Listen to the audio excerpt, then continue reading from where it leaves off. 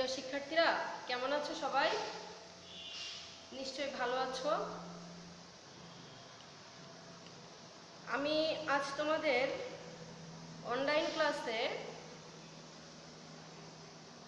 হিসাব বিজ্ঞানের একটা অধ্যায়, হিসাব বিজ্ঞানের তৃতীয় অধ্যায়। দেখো আমি লিখেছি এখানে যে হিসাব বিজ্ঞান সাবজেক্ট আজ আমরা পড়ব বা আজ হিসাব বিজ্ঞানের একটা পাঠ উপস্থাপন করব। সেক্ষেত্রে অনলাইন ক্লাসে তোমাদের সবাইকে জানাচ্ছি আন্তরিকভাবে শুভেচ্ছা ও স্বাগতম। আচ্ছা, আসো আজ আমরা একটা ক্লাস শুরু করি। হিসাব বিজ্ঞানের তৃতীয় অধ্যায়, আজকের পাঠ আমাদের দুতরফা দাখিলা পদ্ধতি। তাহলে আজকের পাঠ কি আমাদের? আজকের পাঠ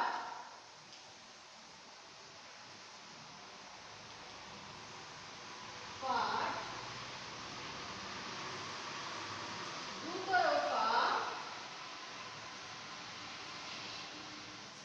দাখিলা পদ্ধতি।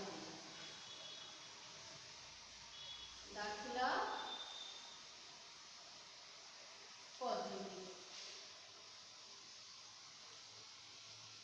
খেয়াল করো, দুতরফা দাখিলা পদ্ধতিটা আমাদের হিসাব বিজ্ঞানের জন্য অত্যন্ত গুরুত্বপূর্ণ। তোমরা সবাই সেটা জানো। আজ নবম শ্রেণীর হিসাব বিজ্ঞান দুতরফা দাখিলা পদ্ধতি আমি আলোচনা করব।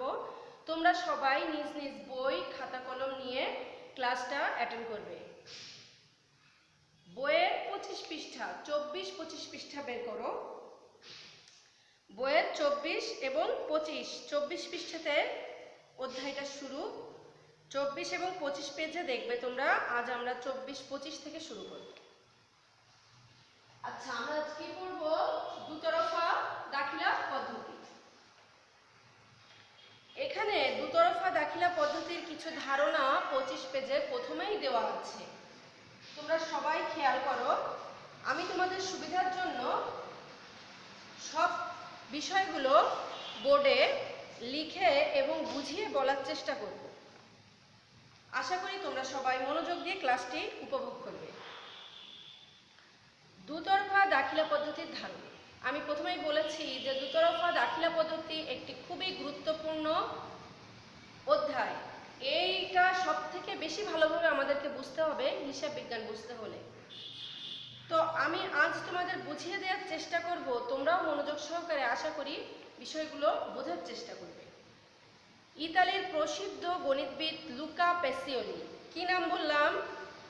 Luka Pacioli.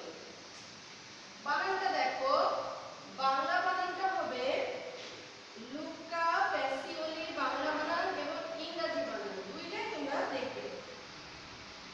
Pacioli, Luca Pacioli.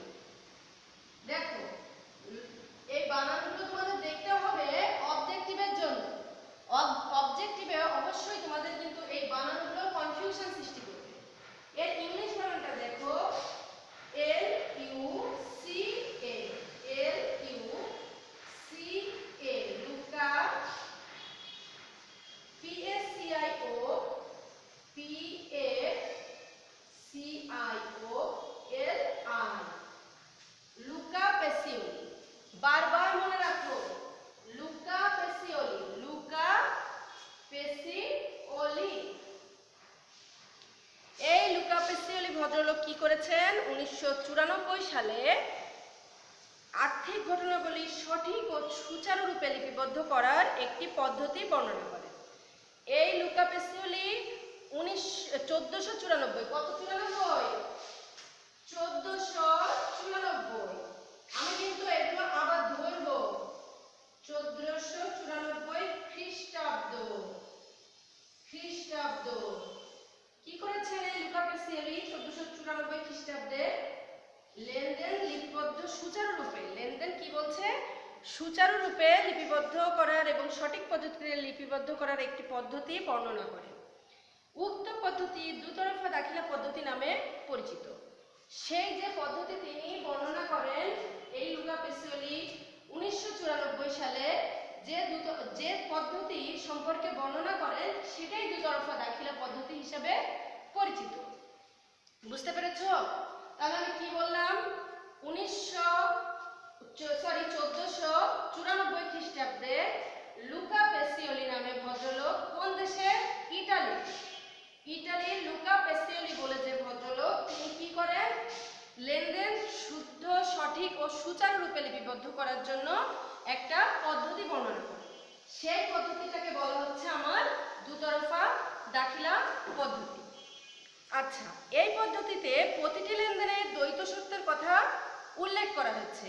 এই পদ্ধতিতে প্রতিটি লেনদেনের দ্বৈত সত্তার কথা উল্লেখ করা হয়েছে। প্রতিটি লেনদেনে 2 বা ততোধিক হিসাব খাত থাকে। প্রতিটি লেনদেনে 2 বা ততোধিক হিসাব খাত থাকে। আচ্ছা, এই হিসাব খাতগুলো দ্বৈত সত্তায় লিপিবদ্ধ করা হয়। এই হিসাব খাতগুলো দ্বৈত সত্তায় লিপিবদ্ধ করা হয়। একটি হলো ডেবিট, অপরটি ক্রেডিট। একটি হলো ডেবিট এবং অপরটি ক্রেডিট। তাহলে কি বললাম, 1494 খ্রিস্টাব্দে লুকা পেসিওলি একটি হিসাবকে শুদ্ধ সুচারুরূপে বর্ণনা করেন, একটা পদ্ধতি বর্ণনা করেন। সেই লিপিবদ্ধ করার পদ্ধতির নাম হচ্ছে আমার দুতরফা দাখিলা পদ্ধতি।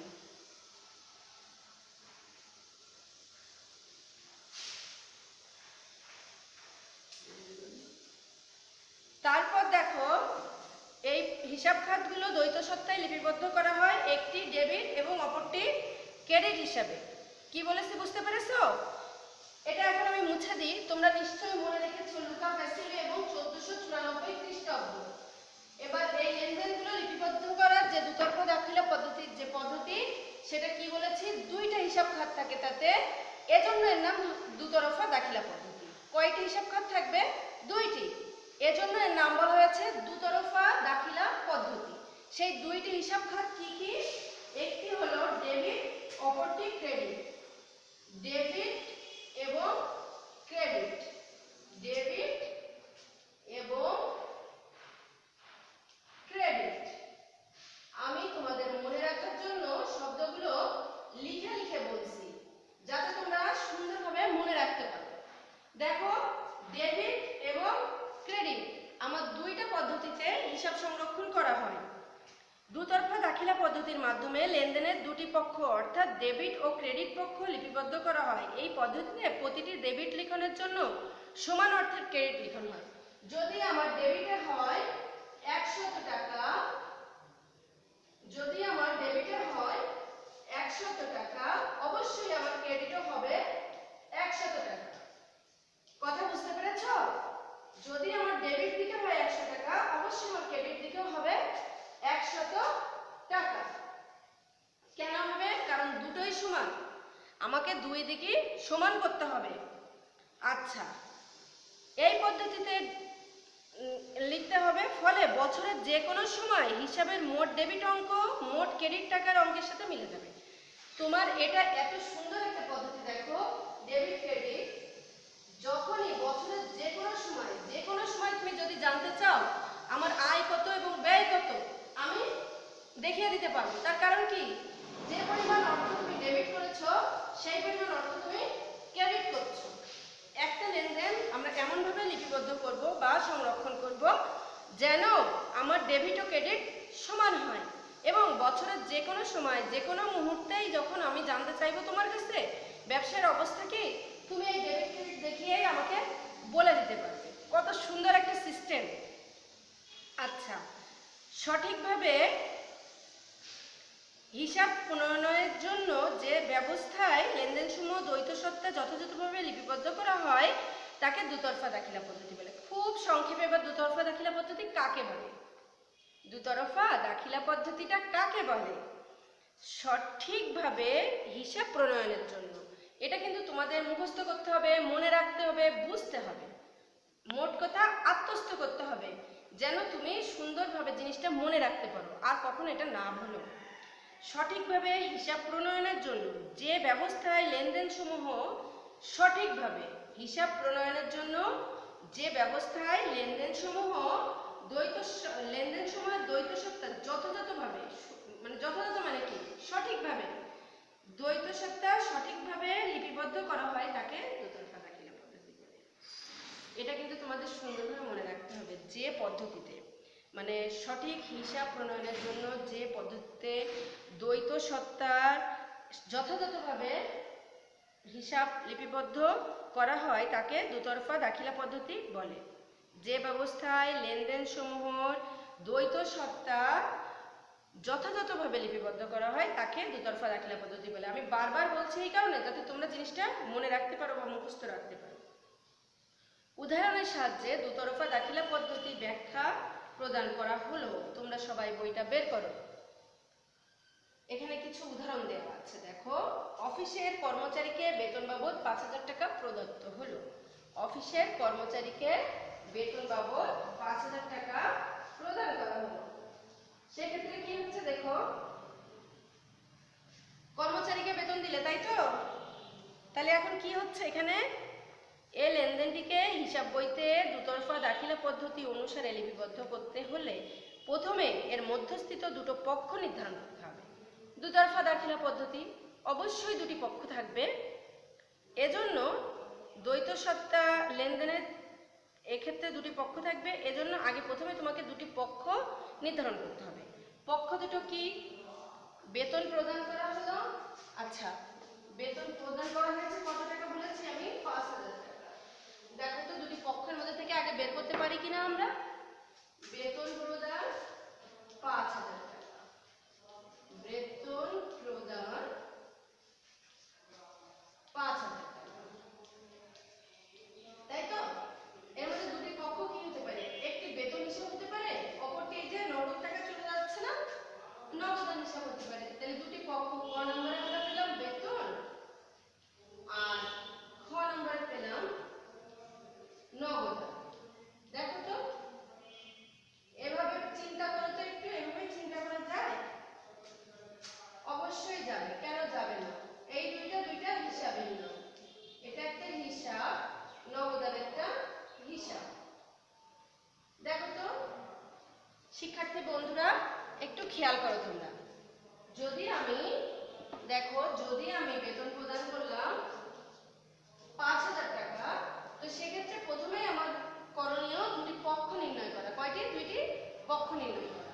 পক্ষ দুইটি, ক নম্বরে আমি লিখলাম বেতন হিসাব, খ নম্বরে লিখলাম নগদান হিসাব। দুটি পক্ষ নির্ণয় করার পর এবার আমাকে ডেবিট ক্রেডিট নির্ণয় করতে হবে। যেহেতু বেতন ব্যবসায়িক প্রতিষ্ঠানের একটি ব্যয়, সেহেতু ব্যয় বৃদ্ধি পাওয়ায় বেতন হিসাবের টাকাটা ডেবিট হবে। ব্যয় বৃদ্ধি পেলে ডেবিট হয়। এটা বেতন হিসাব একটি ব্যয় এবং এটি বৃদ্ধি পাচ্ছে, তাই এটা ডেবিট। কথা কি একটু বোঝা যাচ্ছে? আর নগদ টাকা সম্পদ, সম্পদ চলে যাচ্ছে, তাই এটা হবে আমাদের ক্রেডিট। আচ্ছা, তোমরা কি একটু বুঝতে পারছো? প্রিয় শিক্ষার্থীরা, একটু খেয়াল করো। তোমরা একটু মনোযোগ সহকারে ধৈর্য ধরে দেখলেই ক্লাসগুলো তোমরা বুঝতে পারবে যে কিভাবে ডেবিট ক্রেডিট দুতরফা দাখিলা পদ্ধতির মাধ্যমে নির্ণয় করা হচ্ছে। তাহলে আমি বলেছিলাম বেতন প্রদান ৫,০০০ টাকা। এক্ষেত্রে প্রথমে দুটি পক্ষ আমরা নির্ণয় করলাম। দুইটি পক্ষের মধ্যে প্রথমটি ছিল বেতন হিসাব আর দ্বিতীয়টি আমরা নির্ণয় করেছি নগদান হিসাব। আচ্ছা, এটা নির্ণয় করার পরে কোনটি ডেবিট এবং কোনটি ক্রেডিট হবে? সেক্ষেত্রে বেতন একটি আমাদের ব্যয়, ব্যয় বৃদ্ধি পেলে ডেবিট হবে। এজন্য ব্যয় হিসাবটা হচ্ছে ডেবিট বেতন হিসাব। আর নগদ হলো সম্পত্তি, সম্পত্তি কমে যাচ্ছে, আমি টাকাটি কর্মচারীকে দিয়ে দিচ্ছি, এই জন্য এই নগদান হিসাবটা হচ্ছে ক্রেডিট। আশা করি তোমরা বুঝতে পারছো। আর যদি না বোঝো অবশ্যই আমাদের কাছে তোমরা যোগাযোগ করবে। আমরা চেষ্টা করব তোমাদের সকল সমস্যার সমাধান দিতে এবং সকল প্রশ্নের উত্তরগুলো তোমাদেরকে সুন্দরভাবে দিতে। সুতরাং দেখা যাচ্ছে এই লেনদেনটির জন্য বেতন হিসাব যে পরিমাণ ডেবিট হয়েছে, নগদান হিসাবটির সমপরিমাণ ক্রেডিট হয়েছে। টাকা কিন্তু এই ৫,০০০, টাকাটা ৫,০০০, কিন্তু একটা বেতন হিসাবে লিখবো আমরা ৫,০০০, নগদানেও লিখবো ৫,০০০। এটাই হচ্ছে দুতরফা দাখিলা পদ্ধতির মূলনীতি। তাহলে দুতরফা দাখিলা পদ্ধতির মূলনীতি কি? ডেবিট এবং ক্রেডিটে উভয় দিকে একই পরিমাণ টাকা দ্বারা ডেবিট এবং ক্রেডিট নির্ণয় করাটাই হচ্ছে দুতরফা দাখিলা পদ্ধতির মূলনীতি। আশা করি তোমরা সুন্দরভাবে বুঝতে পেরেছো। আচ্ছা, এখন আমরা চেষ্টা করি একটু দুতরফা দাখিলা পদ্ধতির মূল নীতি বা বৈশিষ্ট্য আরো যেগুলো আছে সেগুলো জানার বা বোঝার।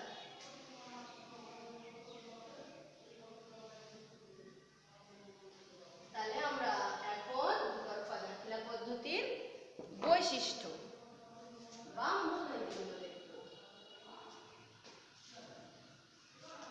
দুতরফা দাখিলা পদ্ধতির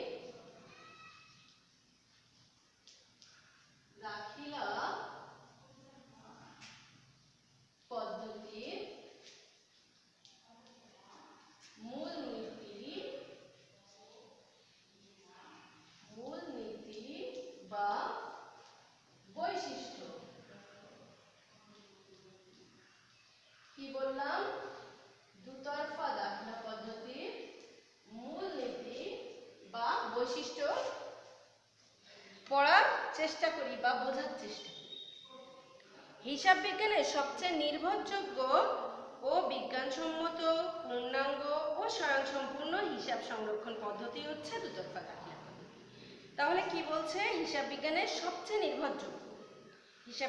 সবচেয়ে নির্ভরযোগ্য বিজ্ঞানসম্মত পূর্ণাঙ্গ ও স্বয়ংসম্পূর্ণ হিসাব সংরক্ষণ পদ্ধতি হচ্ছে দুতরফা দাখিলা পদ্ধতি। দুতরফা দাখিলা পদ্ধতিতে অর্থ বা আর্থিক মূল্যে পরিমাপযোগ্য প্রতিটি লেনদেনকে দ্বৈত সত্তায় প্রকাশ করা হয়, ফলে একটি হিসাব খাতকে প্রাপ্ত সুবিধার জন্য ডেবিট, অপর একটি হিসাব খাতকে প্রদত্ত সুবিধার জন্য ক্রেডিট করা হয়। দুতরফা দাখিলা পদ্ধতির মূল নীতি বা বৈশিষ্ট্যগুলো নিচে আলোচনা করা হলো, সেগুলো আমরা দেখি এখন। কি কি মূল নীতি হতে পারে? দ্বৈত সত্তা। প্রতিটি লেনদেনে কমপক্ষে দুটি হিসাব থাকে। কয়টি হিসাব থাকে? দুটি হিসাব থাকে। তাহলে এক নম্বরে আমরা কি বলছি? দ্বৈত সত্তা। সবাই খেয়াল করো, দ্বৈত সত্তা। দ্বৈত সত্তা। প্রথমটা আমরা বললাম দ্বৈত সত্তা। দ্বৈত সত্তাটা কি আমি সংক্ষেপে আলোচনা করব, পরবর্তী ক্লাসে তোমাদেরকে আমি সম্প্রসারিতভাবে বা বিস্তারিতভাবে তোমাদেরকে বোঝাবো। প্রতিটি লেনদেনে কমপক্ষে দুটি হিসাব থাকে। ডেবিট ও ক্রেডিট নির্ণয় করার পূর্বে প্রতিটি লেনদেনের হিসাব খাতগুলো বের করে তাদের একটিকে ডেবিট এবং অপরটিকে ক্রেডিট করতে হয়। এই যে প্রতিটি লেনদেনে দুটি হিসাব খাত থাকে, এটাই হচ্ছে দ্বৈত সত্তা। অবশ্যই প্রতিটি লেনদেনে দুটো হিসাব খাত থাকতে হবে। দাতা ও গ্রহীতা। কি বললাম? দাতা ও গ্রহীতা।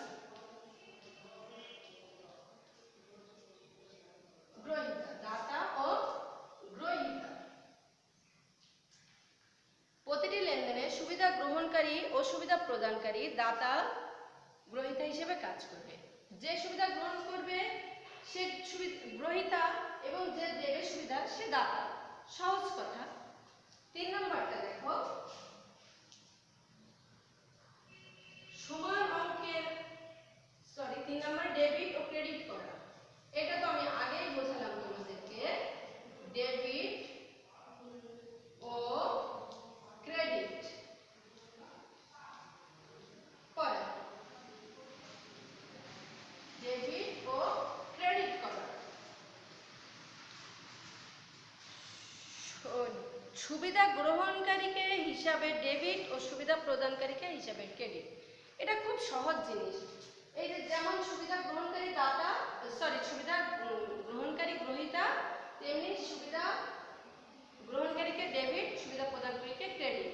ঠিক গ্রহীতার মতো। মানে যে সুবিধা এখানে লেখা আছে দেখো, প্রতিটি লেনদেনে ডেবিট ও ক্রেডিট। সুবিধা গ্রহণকারী হিসাবকে ডেবিট, যে সুবিধা গ্রহণ করছে সে ডেবিট, আর যে সুবিধা প্রদান করছে সে ক্রেডিট। সমান অঙ্কের আদান প্রদান। 4 নম্বরে আমরা কি বলছি? সমান অঙ্কের আদান প্রদান। সমান অঙ্কের আদান প্রদান অর্থাৎ খেয়াল করো, আদান প্রদান একটু খেয়াল করলে বুঝতে পারবে যে প্রতিটি লেনদেন সমান অঙ্কের আদান প্রদান। মানে যদি 5,000 টাকা আমার দিতে হয়, প্রদান করি, আমার আদান মানে আয়টা হবে 5,000 টাকা। মানে প্রতিটা অঙ্কের আদান প্রদান, ডেবিট এবং ক্রেডিটের আদান প্রদান সমান অঙ্কের থাকবে। আর 5 নাম্বারটা হচ্ছে আমার সামগ্রিক ফলাফল। 5 নাম্বারটা কি বলছি? সামগ্রিক ফলাফল। 5 নাম্বারটা হবে সামগ্রিক ফলাফল। তোমরা সবাই বইয়ের সাথে মিলিয়ে দেখো, তাহলে আরো ভালো বুঝতে পারবে।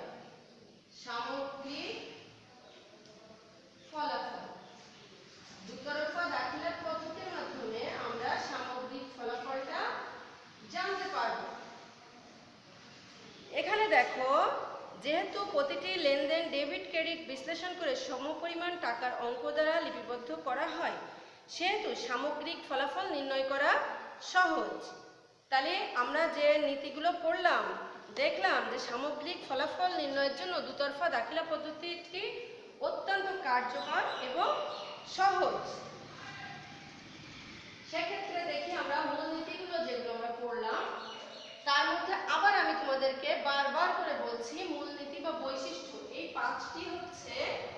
পাঁচটি হচ্ছে আমাদের দুতরফা দাখিলা পদ্ধতির মূলনীতি বা বৈশিষ্ট্য। এগুলো তোমাদেরকে সুন্দরভাবে সঠিক রূপে পড়ে আত্মস্থ করতে হবে, মনে রাখতে হবে, তবেই তোমরা হিসাব বিজ্ঞানের অনেকটা অধ্যায় সুন্দরভাবে করে যেতে পারবে।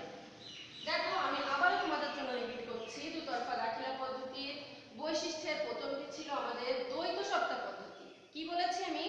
দ্বৈত সত্তা পদ্ধতি। দ্বিতীয়টি ছিল দাতা গ্রহীতা। দ্বিতীয়টি কি ছিল? দাতা গ্রহীতা। তৃতীয়টি ছিল ডেবিট ক্রেডিট। তৃতীয়টি ছিল আমার ডেবিট ক্রেডিট নির্ণয় করা। আর চতুর্থটি ছিল সমান অঙ্কের আদান প্রদান। সমান অঙ্কের টাকার আদান প্রদান। অঙ্ক মানে কি? টাকা, পরিমাণ আদান প্রদান। আর 5 নাম্বারটা ছিল তোমাদের সামগ্রিক ফলাফল নির্ণয়। দুতরফা দাখিলা পদ্ধতিতে যেহেতু সমপরিমাণ টাকা দিয়ে ডেবিট এবং ক্রেডিট করা হয়, সেজন্য আমাদের সামগ্রিক ফলাফল নির্ণয়টা খুবই সহজতর হয়। আশা করি শিক্ষার্থী বন্ধুরা আজকের ক্লাস তোমরা সুন্দরভাবে করেছো এবং বুঝতে পেরেছো। আগামী ক্লাসে তোমরা অবশ্যই দুতরফা দাখিলা পদ্ধতির জনকের নাম, তার দুতরফা দাখিলা পদ্ধতির জনক এবং কত সালে দুতরফা দাখিলা পদ্ধতি উদ্ভাবন হয়েছে, কে উদ্ভাবন করেছেন, এবং দুতরফা দাখিলা পদ্ধতির এই 5টি বৈশিষ্ট্য তোমরা বাড়িতে মুখস্থ করে অবশ্যই সবাই লিখবে। আমি চেষ্টা করব আগামী ক্লাসে তোমাদের সামনের দিকে আরো ভালোভাবে পড়ানোর। সবাইকে অনেক অনেক শুভেচ্ছা। সবাই ভালো থেকো, সুস্থ থেকো। আসসালামু আলাইকুম।